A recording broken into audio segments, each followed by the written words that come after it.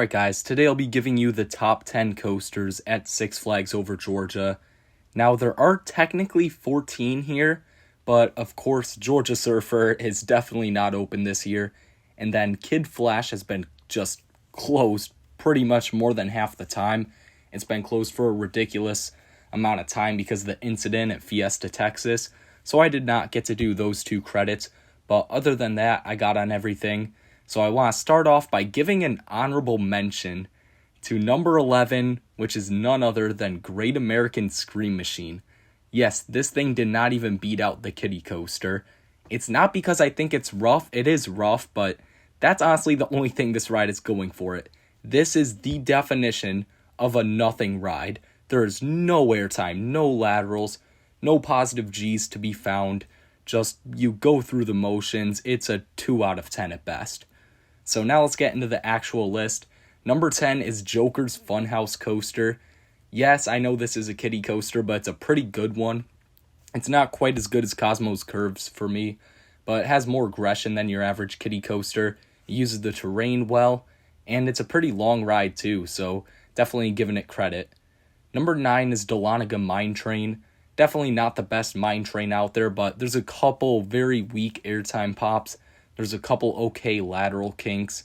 It's just nothing too special. Moving on. Number 8 is going to be Blue Hawk. Now, this is a very interesting ride. I thought this could be maybe way higher, maybe even lower somehow. And it was about what I expected in the end. It has a lot of head choppers, and I know my dad's a big fan of this because of that. This is one of the best rides out there for head choppers. But in terms of the actual forces, it's pretty just bare bones. Everything on this ride is just kind of going through the motions. 7 is Superman Ultimate Flight. If you know me, you know I'm not a big fan of B&M Flyers at all. I think they're way more forceless than people give them credit for, and that's the case with this one. I do like the terrain interaction, but other than that, it's just more going through the motions like on Blue Hawk. The pretzel loop is good, I'll give it credit, but it's definitely not like a top 10 moment of positive G's of all time. Like some of these people praise the pretzel loops for being like maybe on par with Project 305's first turn, which is ridiculous. This definitely isn't even a top 3 moment of positives in the park. I definitely recognize that people like the flying gimmick, but I just don't think the forces are strong enough for me to put it high. Number 6 is Daredevil Dive. This is a pretty mediocre Gerstlauer. It's got a pretty lackluster first drop for a Eurofighter. It's really a pretty meandery layout until the end, where you've got that amazing Heartline roll. You get some amazing hang time, and this is overall just a pretty good, not great 6 out of 10 ride. Something you do once a visit if the line's not bad, which it's probably gonna be. Now we're getting into rides in my top 100. Number 5 is the Riddler Mindbender. And I realize this could be way higher, maybe even as high as number 2 if it still had the long trains.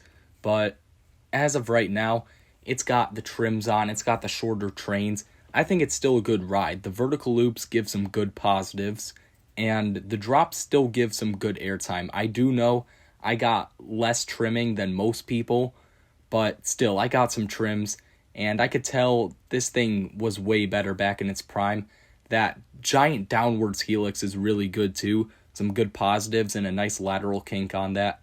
So overall, Riddler Mindbender is definitely one that you want to try to get to every visit.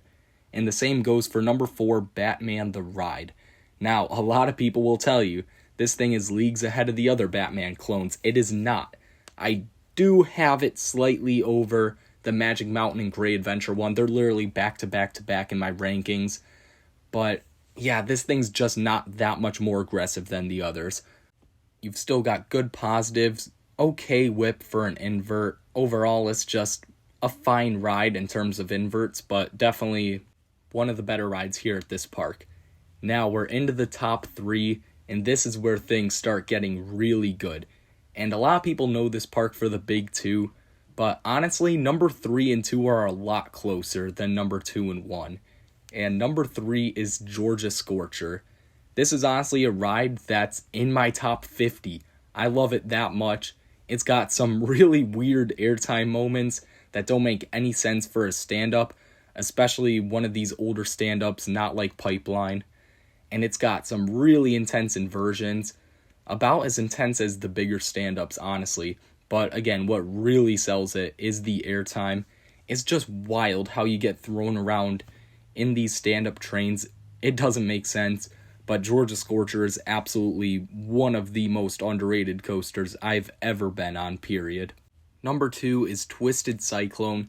This is by far the worst of the iBox RMCs, and honestly, it's right next to Jersey Devil for me.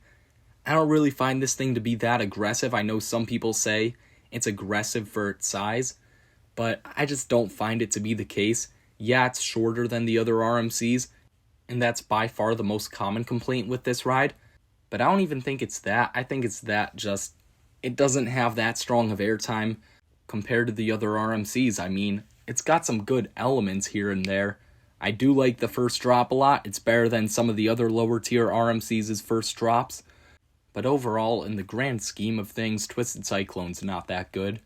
Now, coming in at number 1 by just a landslide is Goliath, the best B&M on the planet. I am convinced. I mean, Raging Bull looks insane with those few moments of airtime it has, but I mean, Goliath is just absurd. This is still the only ride that has ever made me black out to date. Yes, this thing made me black out even despite Project 305 not being able to do it. That helix is nuts. It is lights out. Even the rides that I didn't black out, it was just completely blurry. Vision's completely gone until you crest the next hill. And that's the insane part. When you black out, you just completely lose it for a few seconds. And then when you start regaining your sense of direction and your sense of really everything, you're just levitating out of your seat, getting good, strong airtime. And that's the other big thing with this ride. It's not just a one-trick pony. The airtime is really strong, and it gets stronger and stronger and stronger. And the ending hills are ridiculous. These are some real RMC level ejector hills here at the end, which is why Goliath is by far the best ride at Six Flags Over Georgia, and by far the best B&M, period. So that's my top 10 coasters at Six Flags Over Georgia. Let me know what you guys thought of this video down in the comments below. Make sure to like and subscribe, and I'll see you guys next time.